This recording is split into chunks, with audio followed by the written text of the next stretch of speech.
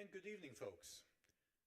My name is Mike Dobbs. I'm going to be the moderator for a question and answer period, not quite a debate, with most of the candidates who are running for the at-large seats on the Springfield City Council.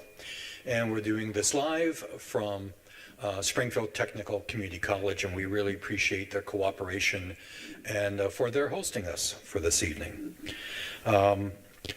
I'm going to be asking the questions. Each of the candidates are going to get the same questions, and each candidate will have a minute to answer. I will be watching our timekeeper and producer, Steve Carey, who will be manning the bell. There we go. There we go. We have the bell. So if we go down to the furthest seat away from me, we have Kateri Walsh and Sean Curran, who are both incumbents. We're hoping that Tracy Whitfield can join us, another incumbent. Then we have Jose Delgado. Brian Santinello may or may not be with us this evening. We'll find out. Jerry Martin, Nicole Coakley, Will Naylor, Juan Carabello, and Juan Latore. So these are our candidates. And I want to personally, as a Springfield resident and voter, thank them for running and thank them for turning up tonight to answer some questions so voters can make an educated choice next Tuesday. Okay, so the first question is sort of geared two different ways.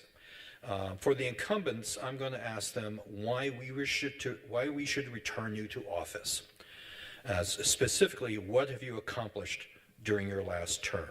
Don't worry, the challengers are going to get a similar kind of question, but I think people want to know why we should return any incumbent in any position back to office. So I'm going to start with Kateri Walsh. Kateri, why should we return you back to office? Well, thank you, Mike, and thanks for the opportunity to reach out to the voters. One of the things that I think is very important about politics and constituents is relationships.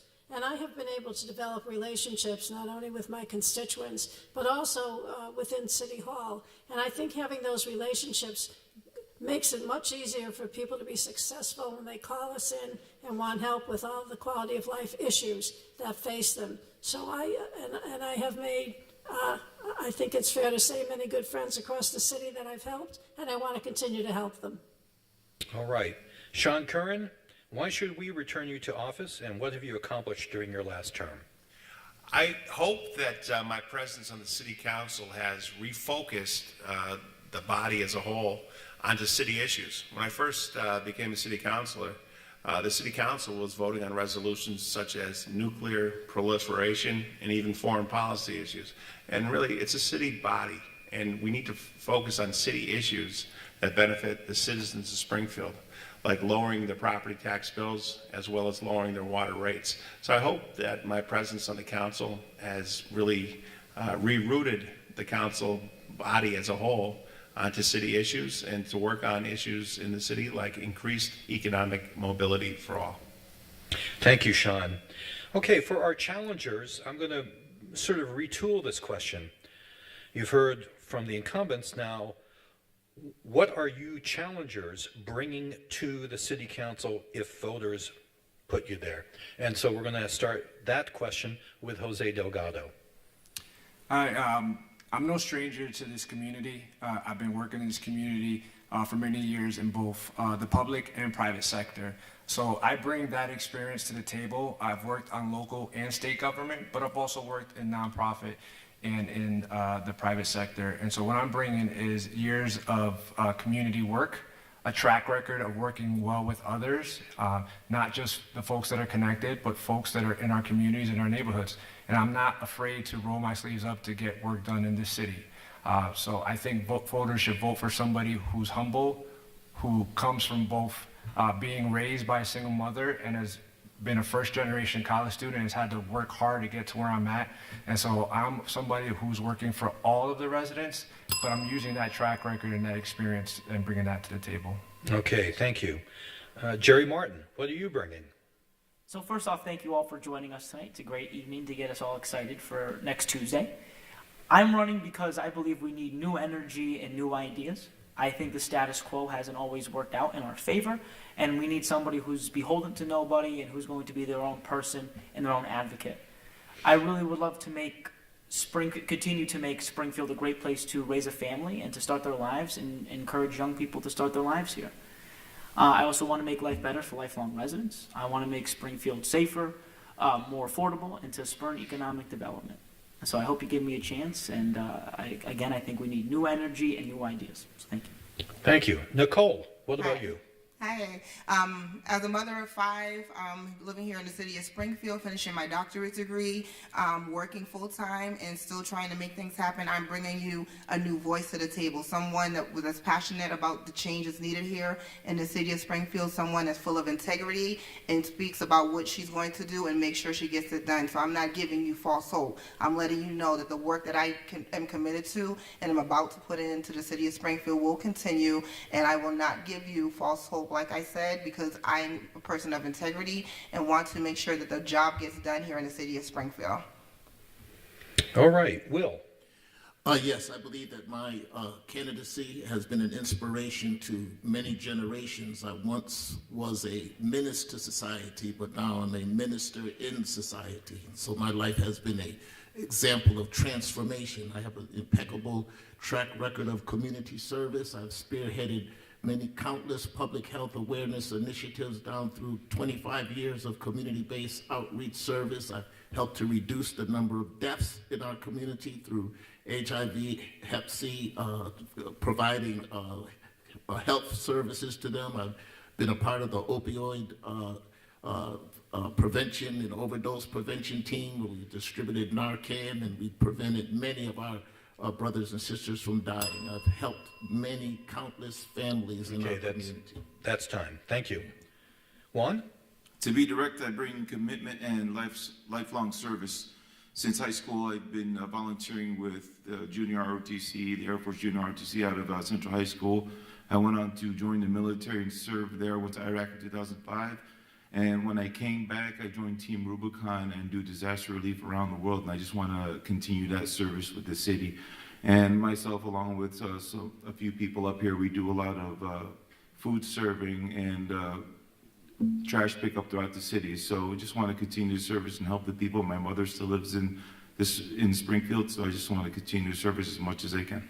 Thank you. Thank you. And Juan? Thank you for the question, Mike. Look, I think that the city of Springfield's residents are excited for a new candidate who can bring new ideas, new vision, new excitement to their city government. We've seen that when we elect the same people over and over again, maybe not based on the best ideas, but rather who they know, Springfield can become stagnant, from our housing stock to our ability to make the city affordable to coming up with vibrant new amenities. And what I bring to the table is sweat equity. Nothing's been handed to me in my life. I've had to face adversity every single step of the way. And I represent, as a candidate, the residents of Springfield, regular, hard-working people that go out every day and do the best that they can to create their own American dream. Okay, thank you. And we've been joined by incumbent City Councilor Tracy Whitfield. Tracy, let me ask you the question that I asked your colleagues, your incumbent colleagues, and that is, why should we return you to office? All right, Mike, thank you. So my name is Tracy Whitfield. I am a city councilor running for my 4th term. I just think my track record speaks for itself. I've been on the Mason Square C3 as the co-chair for over 9 years. I work endlessly for workforce development opportunities. I'm a small business owner. I work for equity and inclusion for all. I think when everyone has the resources that they need, by nature, it will improve our community, and that means that gun violence will be down, homelessness will be down, and so we just have to make sure that we distribute our resources equitably and fairly. Everything needs to be a fair process. I am very vocal on keeping property taxes low, especially for our seniors and low-income individuals, and I think my record just speaks for itself. Thank you, Mike. Okay, I just was reminded by Steve about the bells. 1 bell, 15 seconds left, 2 bells. I know I cheated all of you out of 15 seconds. Don't worry, I'll buy you a drink at the end. 2 bells, time to wrap it up. Okay, the trash fee has emerged once again as an issue. And obviously, the city council would be involved in eliminating it or modifying it. So I'm just wondering what you think about this. Do you want the trash fee to remain? Do you want to modify it somehow? Or do you think the city can do without it at this point? So I'm just going to start with Juan here and go down this way for this question. So you have the first answer. Great, thank you for the question. Look, I mean, the trash fee issue is one of those issues that really is the result of someone with good intentions making a promise that ultimately they couldn't keep. I think that when Dominic Sarno said he was going to eliminate the trash fee, he really thought he could.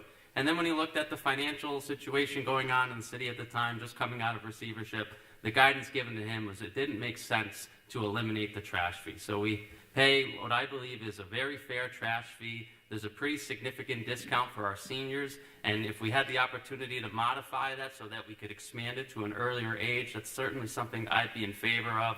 But it generates over $4 million a year. It's dramatically lower compared to what other municipalities pay. We expect great services from our municipal workers, and the trash fee helps to provide that. So I'm in favor of keeping it, but I'd be happy to see if there's a way to make it more accessible to our seniors. Okay, Juan, what would you do? I am also in favor of keeping it. I agree that it generates a decent amount of revenue for the city, and the services that we receive from it are pretty adequate. As far as reducing the age that seniors can be involved in that, I completely agree with that. I think the elimination of the trash fee would create a void, a financial void that I don't think we're prepared to have right now. So I think keeping it and having the services we get from it are just fine. Excellent. Will? Yes, I know that I had those 15 seconds, but I don't want to scare everybody in the city and let you think I'm some kind of thug. But I am a practitioner of the helping and healing arts, and I've been doing that for over 35 years. So I would be a gangster for good. I do the right thing for the right reasons at the right time.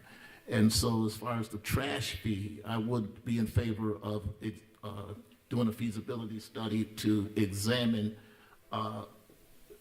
the possibility of modifying those fees, because we wouldn't want to eliminate the trash fee and then have higher taxes in the future, which would be a burden on our seniors and those who are striving to have a quality of life in our city. Nicole? Hi, yes, for me, I am all for eliminating the trash fees altogether. I mean, when we look at the numbers and we look at the funding that's coming into the city of Springfield, there's a way for us to make sure that we are allocating money into making sure that that $4 million that we are the trash fees are bringing in, we can make sure that that's still going on. We have to figure out, not only are we helping our seniors, but we're also looking at people that are with disabilities that have to own their homes, veterans that own their homes. So how do we help them also, because they're also on a set income. So we can't continue to support trash fees and continue to have the trash fees going up. So I am against it.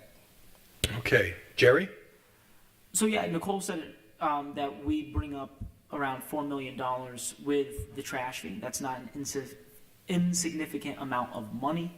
I do feel as though we do have other resources of money. We do have that $50 million rainy day fund. I would argue that we could maybe spend some of that. There are ways for us to work around that part in the budget, but if it involves reducing it more for our seniors, cutting it in half again, things like that, there's ways that we can move around the numbers, but that millions of dollars is not an insignificant amount. So I think we need to make sure we balance that delicately. So. Okay. Jose? If you eliminate the trash fee, you have to make up that void somewhere. And so what I would do is look into what do we have in the budget and how would we actually fill that $3 to $4 million void. So I'm not going to stay in here and say that, yes, I'm going to eliminate it. I want to see what the numbers look like, because we have to take those dollars from somewhere. What I am interested in is looking in how are folks doing in paying that fee? Are there folks that are struggling like our seniors? Are there folks with limited income that are struggling with that? I'd rather focus my energy on that and make sure that we can support those folks to be able to afford it, whether it's reducing it for them. But in terms of just full out saying eliminate it, I'd have to do more work on that piece. Thank you. Tracy? Thank you for the can you hear me? Yep. Thank you for the question. As a former analyst for DPW, I worked significantly on what we can do to eliminate the trash fee, and there are creative ways that we can get rid of it. We can stagger the sizes of the barrels for those with individual households, seniors maybe that use less trash, but I am going to say we have one of the best trash service in Massachusetts. There's no other community that, well, I'm not going to say no other, but very little communities that pick up the trash, pick up the yard waste, pick up the recyclables, and do it from your curb. A lot of communities, you have to go get your trash bag and then take and dump your trash, and you have to pay for all of that. And so I think that we have a great trash service, but we have had we hear it over and over again, we're in the best financial position that we've ever been in history. And so I think there is a way that we can, if not eliminate it, we can reduce it, and we need to look at those creative ways. Okay, Sean Curran. The trash fee came about around 2003 when the state of Massachusetts cut our budget by about $4 million. The Speaker of the House at the time looked at Springfield leadership and said, you need to raise $4 million. We recognize you can't tax Fenway Park, you can't tax other nonprofits, you can't tax insurance companies like we can do in Boston. You need to raise the money. And so the trash fee came about, and that amounted to about $4 million. The fact of the matter is the trash fee is here to stay. And any politician to say that's going to be eliminated, really, to be quite honest with you, is not being transparent. The trash fee really speaks to a bigger issue, and that's affordability here in the city of Springfield. Rents have gone up, property bills have gone up, water bills have gone up. We need to examine that, but I don't see any fiscal path forward that's going to eliminate the trash fee. I wish I could tell you differently, but we have to be transparent with the voters. Thank you. Catering. Well, ideally, I think we all love to say, yay, let's get rid of the trash fee, because all of us here, especially those of us that are incumbents in government, we want to give breaks to our residents because we realize times are difficult and there are hardships. So I don't think it's possible at this point in time to eliminate the trash fee and to make up that money in the budget, but I do think we can take a look at, I know there are reductions for seniors. I think we should see if we have hardship conditions, and maybe there's other modifications, but I agree with my colleagues that the trash fee is here to stay. Thank you.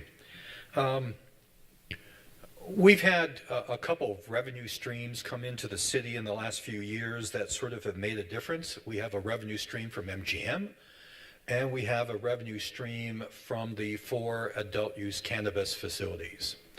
And but when we look at other communities around the area, we realize that despite the fact we are the 3rd largest community in New England, we only have 4 dispensaries. Other communities have far more. So the city council plays a key role in permitting and zoning. I'd like to know if you would support additional dispensaries, or do you think we're at the place where we should for a city our size? And I'll ask Catering Walsh first that question, and we'll work back up this way. Okay. Well, Mike, thank you for that question. It's really a very good question to direct to me, because when the city was talking about marijuana and dispensaries, I was part of a group that went to Denver to actually take a look at what they were doing and what the benefits to the city were. And when we came back, it was Councilor Hurst, Gomez, Ramos, and myself, we were very serious about marijuana and the rules and what we could be done that would be fair, not only to the citizens, because we wanted the revenue, but to the businesses. So I am open to more dispensaries, but I think what we have to look at is the process for getting them. I mean, are we too stringent? Have we made it too hard for businesses to open and get going? That's another discussion. Okay, Sean? The fact of the matter is, when we went through the marijuana process, it was very difficult for all these business owners to obtain a dispensary license based on the criteria Springfield put before them. Many of these individuals, hopefully, that were hoping to open a dispensary, were just stuck with a lease that would go on for 2-3 years at $5,000 a month. It really did not send the message that Springfield was open to business. That whole process needs to be revamped, not just for the marijuana industry, but for all industries. We need to send the message, not just regionally, but across New England, that Springfield is business friendly and Springfield is open to for business. We are actually bogged down in bureaucracy, and I think it put a damper on those who are entrepreneurs who are looking to make this an industry here in the city of Springfield. I'm open to more dispensaries, but we have to cut the red tape and bureaucracy at Springfield City Hall in order to help small business owners with a dream. Tracy. Thank you. I was fortunate enough to be on the marijuana advisory committee and worked with the city, and I agree with Councilor Curran. It was a very, very unfair, inequitable process. The administration had its favorites, and there were definitely a lot of red tape. Now, the city of Springfield does have the opportunity to have 15 marijuana dispensaries and more coming down the pike, but we do need to cut that red tape. And maybe some of the revenue that's coming from the marijuana dispensary can reduce the trash fee. I think that that's a reasonable solution to reducing the trash fee. I don't think the trash fee is here to stay. We got $40 million from Eversource where we could have reduced it a little bit, gave our residents a little bit of relief during COVID. We chose not to do that because we thought our residents in the city of Springfield, not we, but the administration thought our residents were not smart enough to understand that it was a one-time relief during COVID. And so I think we can do better in those areas. Thank you, Tracy. Jose. I'm all for looking at ways to make the process easier, but I also want to look at, what that impact will be if we add more. Do I want more revenue for the city? Yes. But I also want to make sure that it's in line with what we want and what neighborhoods want. So I don't want us to just open up to the max 15 without looking at the different impacts. I mean, we looked at casinos, the state looked at casinos years ago, and there's still a license that they can potentially give out. And we're seeing that the casinos across the state aren't able to hit the numbers they thought they were going to make. And so I think it's a little oversaturated. And so what I don't want is a situation where we just open up all 15 in name of money and oversaturating and not look into what the impact is. So I do think we should make it more accessible, but I also think if we're going to open it up to more businesses, I want to see how local Springfield residents and diverse businesses can actually get part of that process, not just those that are connected. Thank you. Jerry. So there's no question that the marijuana industry is a new and upcoming industry. I think Jose makes an excellent point that it should be kind of on a neighborhood to neighborhood basis. I know in my home neighborhood, there was a huge uproar over talks about a new marijuana dispensary being located there. And if people don't want it there, then they shouldn't. It shouldn't be forced upon them. I think if there's already a commercially zoned area, then that would be fine, and we can definitely talk about placing a marijuana dispensary there. And I also do think it's important for us to consider business owners of color and make this industry more equitable. As because of the war on drugs, a lot of these would-be owners have been left out of their fair piece of the pie. So thank you. Thank you. Nicole. Right. Yeah, I honestly don't think that we need to continue opening up dispensaries. I know the max is the 15, but we need to stop where we're at right now. We have to strategically look at the fact that we don't even have enough community centers within the city of Springfield for our youth. So when we talk about our youth here and trying to keep them off the streets, they don't benefit from us opening up a dispensary. We still have families out here that are struggling, that honestly need help, and us making sure that we're putting money into providing spaces for these dispensary facilities to open. No, I can't support that because we're not making sure that our community needs are being met. Thank you. Will? Well, as a licensed alcohol drug counselor, I do understand the impact of THC on the developing brain of our young people. And so that increasing the number of new dispensaries should certainly be examined very closely. Also, the socioeconomic issues should be addressed to ensure equity in the process of licensures and opening up new cannabis centers. We understand that there's been an unfair burden of sentencing of men and women of color when it came to folks that were selling reefer or weed or cannabis. And so we called it reefer back in our day. And the weed that they're smoking now is not the weed that we grew up on. So it should be closely examined before we move ahead and have more cannabis stores in our community. Thank you. Juan? I'm in favor of cannabis, and here's why. I've been a bookkeeper for Boston Bud Factory in Holyoke for 3 years. I don't partake because I'm a CDL licensed driver and I get spot tested all the time.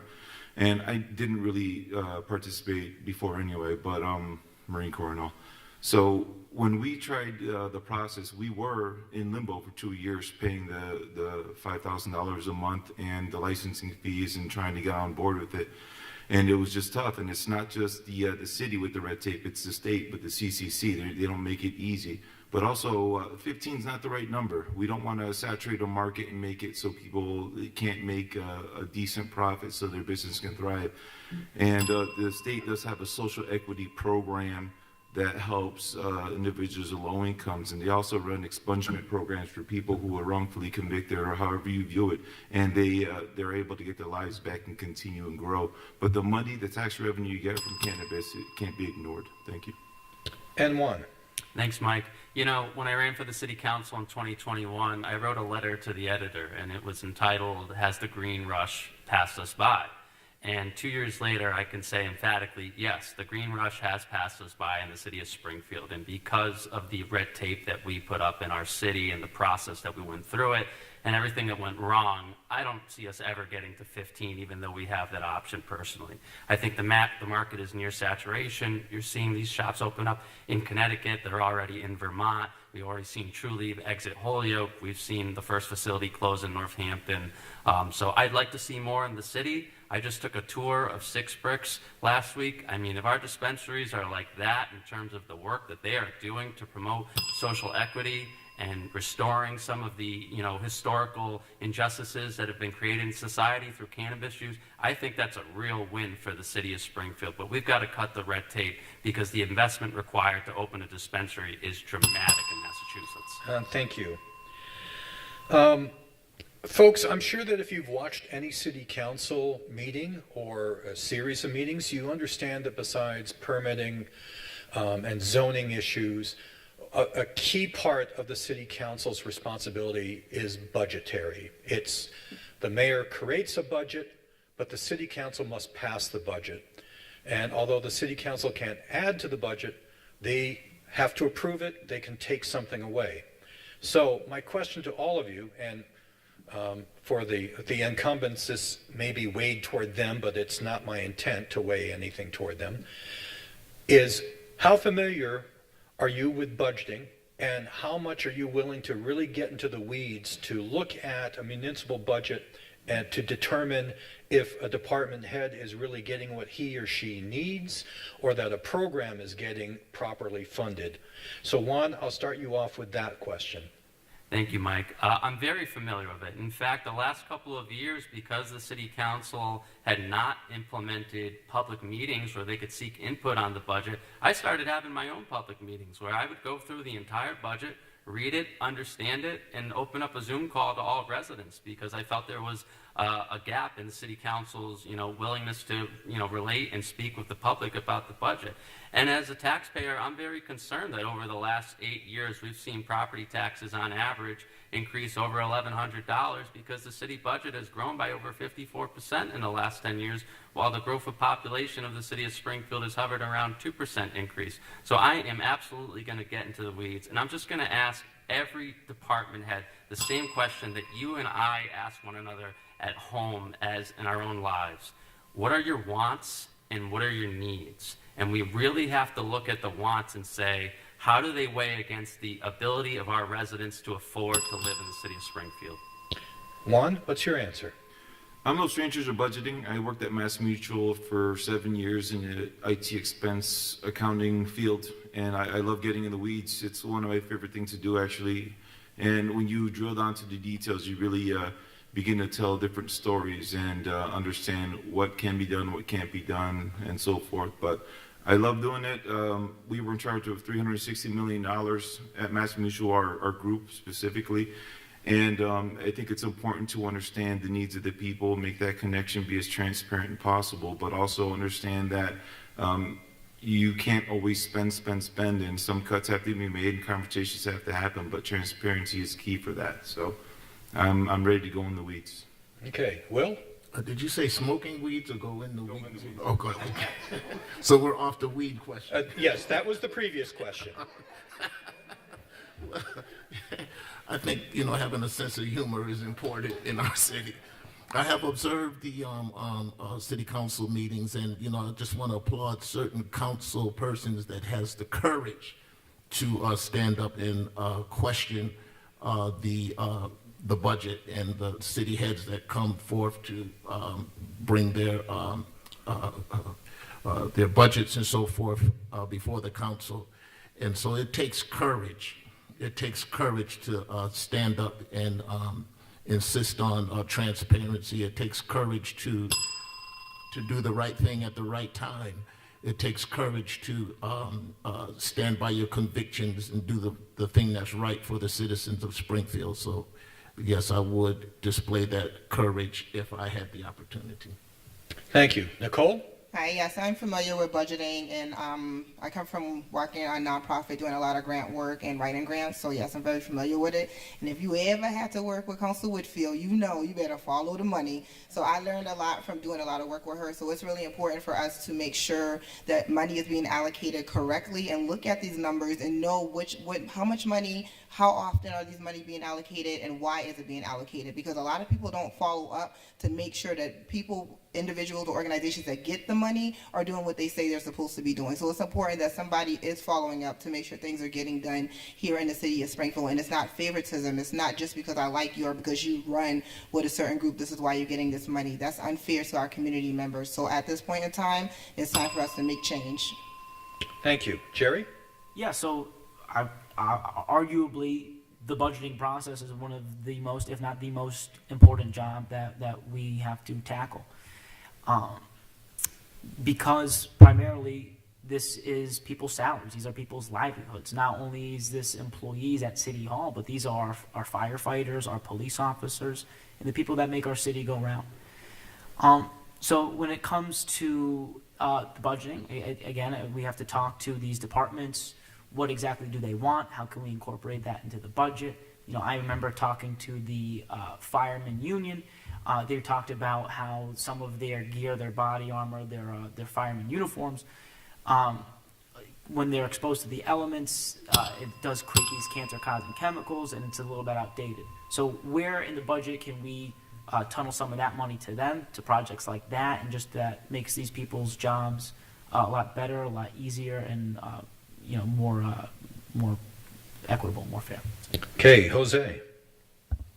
Yes, I have extensive experience with budgets, both in the nonprofit sector, whereas in the nonprofit sector, you really run an operation on a limited shoestring budget. I've ran budgets in the public sector, and I've obviously ran it in my own household. And I was able to buy my house at the age of 25 with what I think was strategic budgeting when I was making barely anything as a 25-year-old. And so, yes, I intend to, I've already started looking at the budget and seeing how we have over $800 million budget.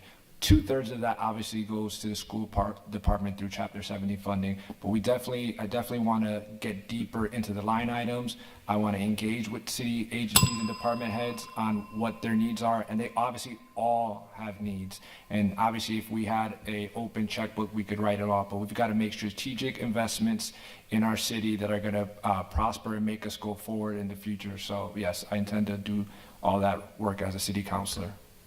Okay, for our three incumbents, I'm just going to alter this question just a tad. So all of you have been on the council a number of years. So in terms of the amount of time that you spend as a councilor, budget issues, budget questions, budget initiatives, how much does that take up your time as a councilor? How important is it for a councilor those issues are for a councilor? Let me say that. Thank you, Mike. So I think I'm the most experienced when it comes to budgets because I worked in the finance department for the city of Springfield for 3 years, and then on the school side for a year. And so most of my time is with constituents and budgets, because the money always tells the story, right? And so if we know where our money is spent and where it's going and how it's being spent, we can always improve our services, improve our resources, and make sure that it's allocated appropriately. Now, one thing I do want to just address is we did have budget hearings. We had one in East Forest Park, in Mason Square, and we had one in the North End. All of the mayor budget hearings for each department is open to the public, so anyone can go to these budget hearings. So I don't want that to be out there. You can go and get the information. What I think we can do better is advertise when the meetings are, to get more constituents to the meetings, to learn for yourself. I think it's very important for our constituents and our residents to know exactly how the money is spent, because it's your tax dollars at the end of the day. That's it. I had a little bit more. Sean, could you answer that question? Yeah, I would concur. Councilor Whitfield has been a leader in terms of budget responsibility and being a fiscal watchdog. She has, over the course of the last 2 years, has always kept an eye on the budget and has always informed her fellow colleagues of what we should be looking for. My contention with the budget is we have so many city department heads who don't live in the city, who are making the public policy for residents in the city of Springfield. Case in point, we have a housing director that doesn't own a house in the city of Springfield till maybe very recently. And for 15 years, she's making housing policy. We have a human resource director who was in charge of residency, and he doesn't live in the city, but he's in charge of residency for the city workers. We need to rein in those individuals who are creating budget situations for the residents who live here, and I think maybe we should look at those budgets and cut them before we start cutting city services for residents who actually live in the city of Springfield. Okay, thank you. Catering? Well, I just wanted to say that I totally agree with the comments made by my colleagues, Councilor Whitfield and Councilor Curran, on the budget, and I'm very happy that Councilor Whitfield brought up the fact that all our meetings are open to the public. Now, the interesting thing at the beginning of your question, you talked about zoning and land use. The two responsibilities of the Springfield City Council are land use and the budget. So they obviously are issues that we take very seriously. The budget process actually starts in January. And again, all these meetings are open to the public and to all councilors and any constituent who's interested in going. When department heads come and tell the financial team what their concerns are for the year, to be continued. You have 15 seconds. Go for it. All right. So the department heads come to a meeting in January and they outline what their wish list is for the year. And that is extremely informative when you go to that meeting and hear what the different departments need. And then I think the city council has a good system for vetting the budget. Okay, thank you very much. One thing that I know that the council does not have necessarily direct control over, but certainly some of you have mentioned it, and that is looking at land use. And there's certain things that you can and cannot do as counselors, but I know that one thing that all counselors want to do is to advocate for particular projects. So I'm very curious about something, and I hope that you can share your opinion with us. If you go to the city of Worcester, their renovated train station, their Union Station, has been an economic engine for other downtown redevelopment. And Worcester has had their train station redeveloped for a longer period than what we've had our Union Station here in Springfield. One thing in Worcester that's worked so well is developing housing near Union Station, so people in Worcester who work in Boston can take the MBTA and then basically pretty much walk home. I know in Springfield there has been talk about something similar. So I'm just curious. We have an entire city block now within a 3-minute walk of Union Station that is owned by a New York developer who has absolutely no public stated use. And I know this for a fact, folks, because I talked to his attorney. And we're talking about the Mardi Gras block, and all we can giggle about it being a strip club, but the bottom line is this. We have an entire city block with 132 parking spaces. In most downtowns, that's like an unpolished gem about how you can use this. So I'm very curious because I've not been able to get any answer out of the mayoral administration about what they would like to see there. Considering what we do in downtown in terms of redevelopment, Kadri, I'll start with you. What would you like to see there on that city block? Do you want to see the building refurbished? Do you want to see it knocked down for a new use? I'm very curious what you folks would say about how do we refurbish an entire city block in the city of Springfield. Well, first of all, Mike, I want to make it perfectly clear that I have no familiarity with the Mardi Gras. I can't make the same statement, Kadri, but go right ahead with your answer. Well, obviously, I would like to see a mixed use there. I mean, you know, we have a lot of housing that's coming to the city of Springfield. I mean, just last week they did that wonderful announcement for Gemini where they're going to have 40 townhouses. I mean, if you were going to have people living downtown and you go to any city that's vibrant, you need things for the residents downtown to do and vice versa. You need things down there to draw the people in to live in the city. I'd like to see mixed use. I'd like to see housing. I'd like to see retail. And I don't know who the developer is, but, you know, the city council, we do a very good job of vetting people when they come to the council about what their intentions are for the city, their hiring practices, and how many city employees they're going to hire. So I hope it's going to turn out to be a good use for the city, the developer, and the residents. Sean. Mike, that's a great question. The Mardi Gras redevelopment is going to be one of the most important redevelopments in the city's maybe recent history, the next 10 years. First thing I'd like to do and work with my council over the next 2 years is let's hold the developers' feet to the fire and let's make a bare minimum of 650 square feet for new construction here in the city of Springfield. The city of Springfield has affordable housing and housing construction. And gone are the days in which we are simply satisfied with 275 square foot units. We need to have at least a minimum of 650 square feet units per housing to provide humane housing to those people who are going to be living there. So number one, let's hold the developers' feet to the fire. And number two, let's recognize that we have to, across the board, ask more for developers coming into Springfield. We're about to housing boom, and the city council needs to play an important part of that. Thank you. Tracy? I had the opportunity of meeting the developers, so we had an extensive conversation on what I want to see in that building. It will not be another strip club, but it will be a mixed-use development.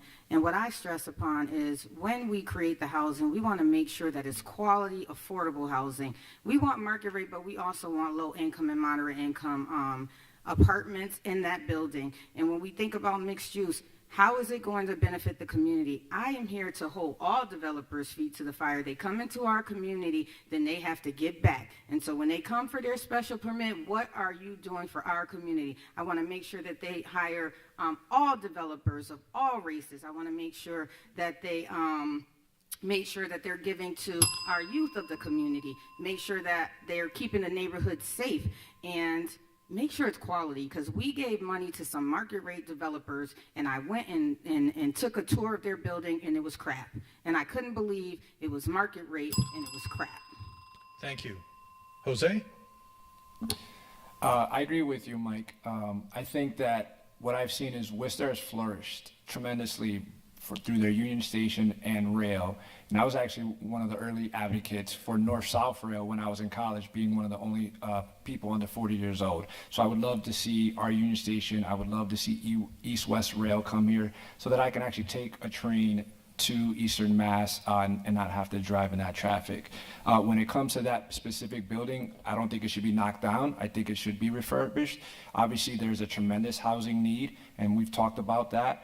But I'd also like to see that area, particularly Dwight Street. When you drive down Dwight Street, it's a bunch of parking lots. I'd love to see a comprehensive plan to reinvigorate all of Dwight Street so it's not just parking lots but other buildings, because we have a downtown that you can walk along Main Street, but that's it. And I want to see Dwight Street reactivated, Chestnut Street reactivated. So yes, I would love to see more housing and more activity than just driving, speeding through Dwight Street. Jerry? Yeah, absolutely. So, being a college graduate, and I went to a Worcester school, I got to witness the real economic boom and development that Worcester went through. It was night and day within those 4 years. So I do think Springfield would absolutely benefit from having that easy transportation. So I do think Councilwoman Whitfield makes a great point that the new housing that will be there needs to be quality housing, so we can really attract people who want to move into the city new for the first time and attract those new families. So very much in favor of quality new housing and residential living spaces. So.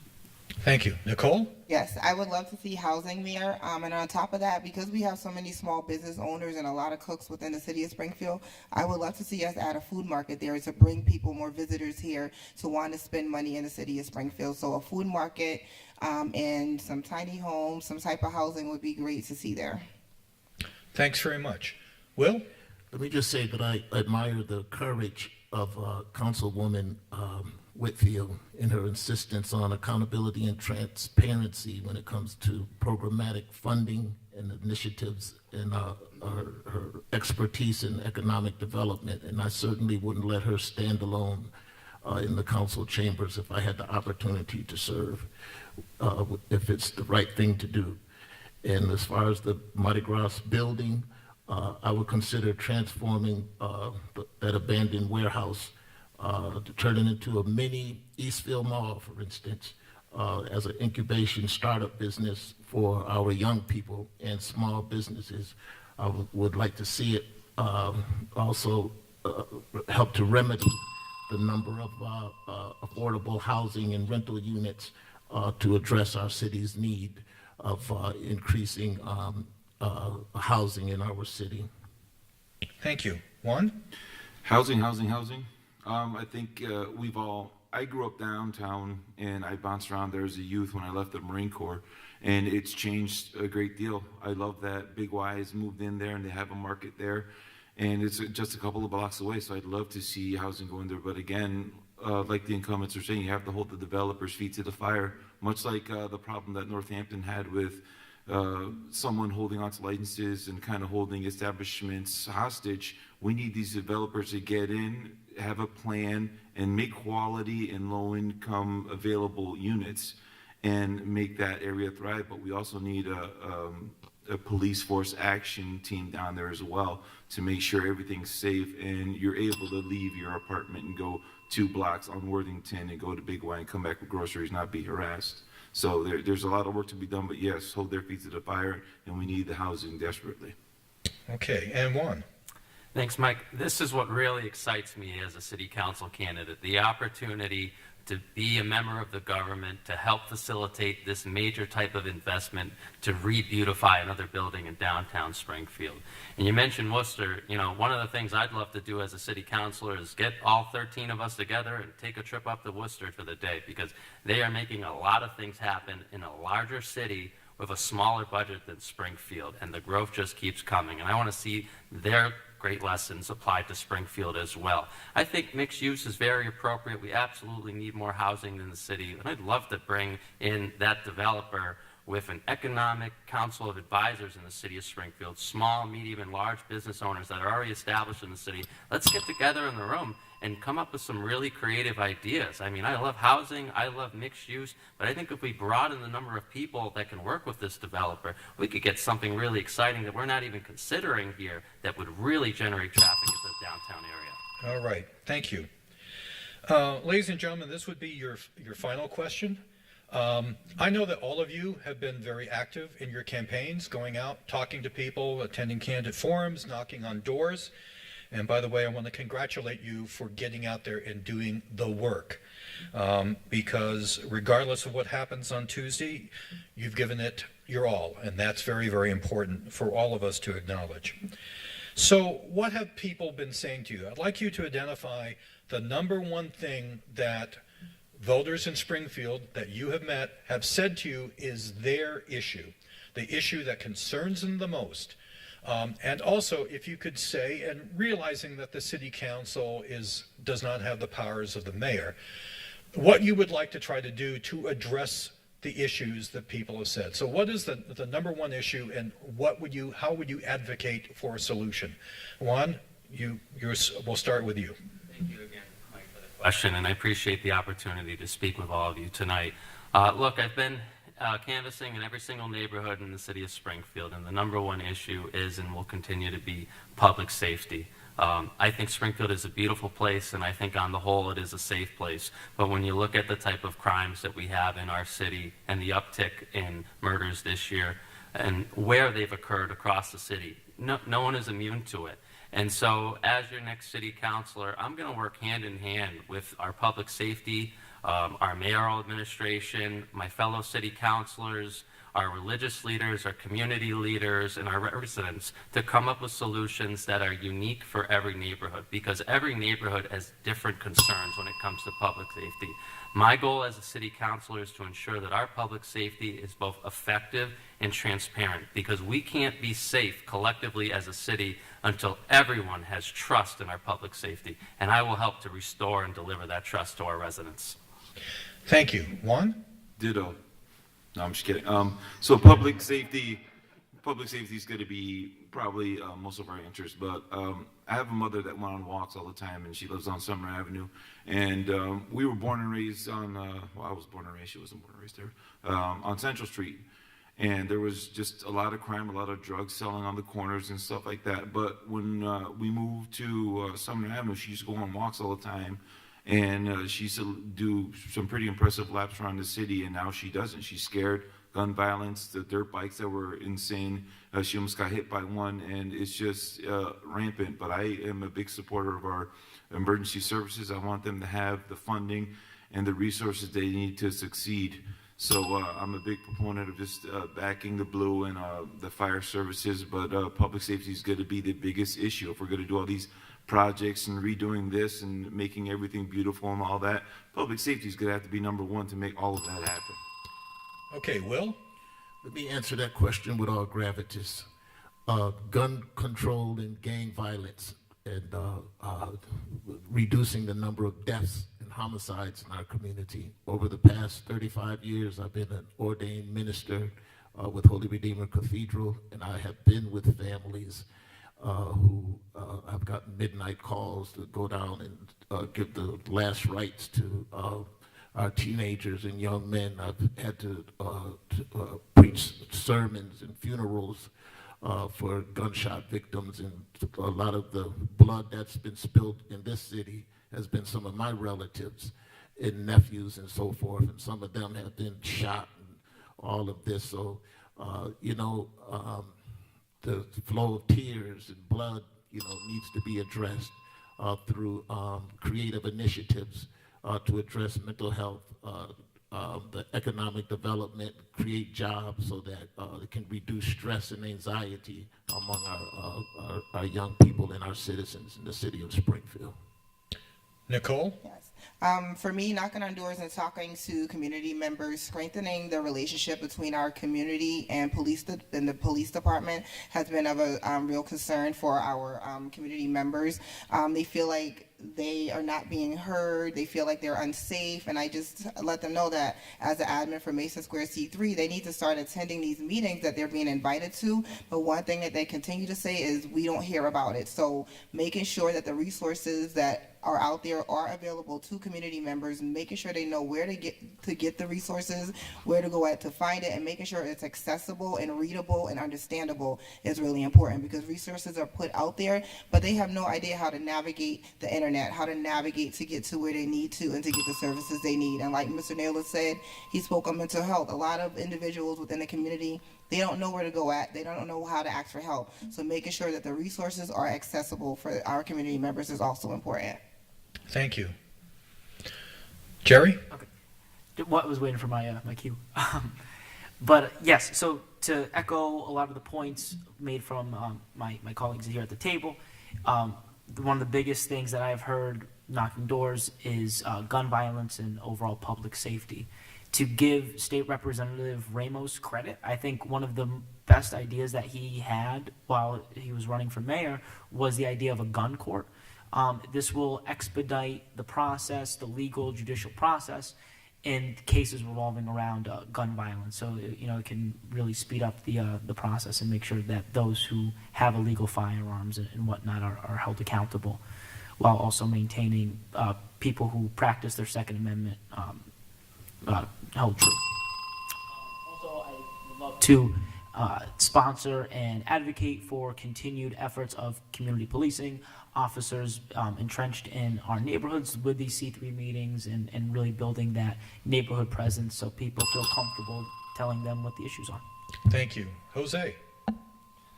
That's a tough question to answer because depending on which neighborhood you walk in, you might get a different response. And so, yes, I agree that public safety is an issue, crime is an issue, speeding is an issue, blight is an issue. But what I hear from folks the most is that they want help. They need information, they need resources to overcome all that. And so what I think about when I hear all the different issues I hear about communication and collaboration. Communicating to make sure that folks know how to find the resources, whether it's at the local level or the state level, and collaboration and making sure that folks are working together to solve those problems so that we can make the city a better place to live in. So to me, everything's about communication and collaboration. So thank you. Thank you. Tracy? Well, I've been doing this for quite some time, and I'm going to have to say, Mike, that access and opportunity and the quality of life is what I hear the most. When folks get what they need, housing, jobs, food, really healthy food at that, by nature, crime will reduce because you don't have post-incarcerated individuals coming out of jail and then have to turn back to the streets for the resources that they need because there's more opportunities for them to get to work, to take care of themselves and their families. When folks can go get the mental health that they need, then they are getting that healthy balance that they need to be meaningful folks in the community. When we get the homeless population off the street, crime is reduced. Sometimes they gotta steal just to eat, just to be warm, they gotta steal a blanket. It shouldn't be like that. We have a lot of resources right here in the city of Springfield, and people have no idea where they are, how to get them. So I agree with sharing the resources and the information. Sean? Again, a February of 2023 study in the Boston Globe revealed that the city of Springfield had the highest rent increase, not in western Massachusetts, not in Massachusetts, not in New England, but in the entire United States of America. That's a shocking fact. And that rent increase was driven by doubling of property taxes, doubling of water bills, and just a lack of concern for the price and cost of living here for Springfield residents. The city of Springfield doesn't belong to department heads who live in Wilbraham, Longmeadow, or Ludlow. The city of Springfield doesn't belong to Boston developers and New York City developers. The city of Springfield belongs to the residents of Springfield. And if elected again, I'm going to fight like a tiger to return the city of Springfield to the residents and make this city more affordable and bring back economic opportunity and mobility and a sense of community back to the city of Holmes. Thank you. And Cateri, you have the last word. Well, thank you. You know, all the issues mentioned here tonight, that really the underlying cause that would make them all better is public safety. It's been my experience in this campaign that people are very concerned about, they don't feel safe, they're insecure about their own safety, they're concerned about the murders, the number of murders we've had, and if, people do not feel safe, they are not going to stay here, they are not going to live here, they are not going to send their children to our schools, and the businesses are not going to come here. So the number one issue is public safety. I think we need to have C3 in every neighborhood in the city. I think we need to have walking patrols. I think all the substations should be open 24/7. People need to see that presence. They need to have that feeling they are safe in Springfield. Thank you very much. Ladies and gentlemen, these are your candidates for the at-large city council positions. I know that a lot of people in the city have taken advantage of early voting. But if you're like me and you actually enjoy going to a polling place, which I do, because I'm a complete political nerd, next Tuesday is the election, and I hope all of you make a point of going and voting for the city council and for mayor. And thank you very much for watching us here on Focus Springfield.